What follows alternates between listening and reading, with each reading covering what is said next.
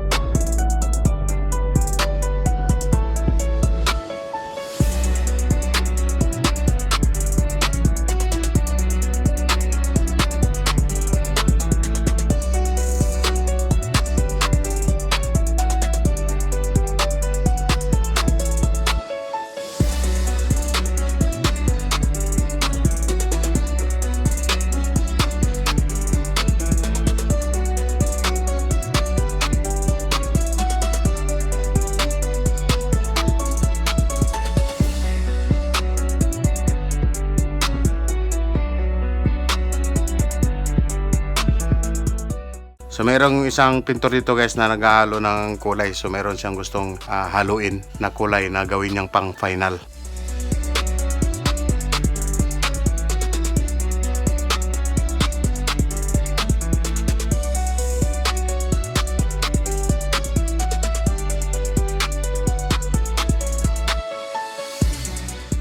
So, yung mga pintor guys, 4 sila ngayon. Nagkahiwa-hiwalay sila ng bahagi ng bahay. Meron sa labas, sa loob. Meron din sa terrace. So, inuna nila yung sa taas guys. Saka sila lilipat doon sa may ground floor. So, medyo delikado po yung sa taas. Buwis buhay po guys kasi po nakaapak lang po sila sa may mga damba.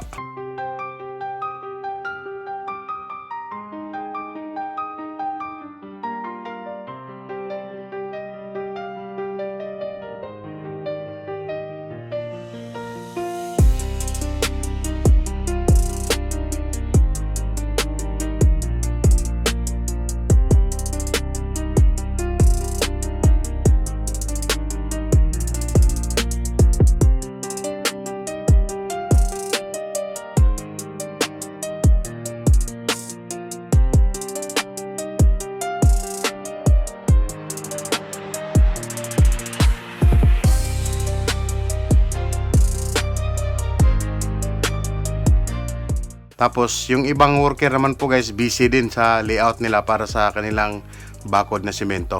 So yun po yung ating update for today's video dito po sa Camiguin guys. So ito po yung first day natin na pag-update. So bye bye na po sa inyong lahat guys.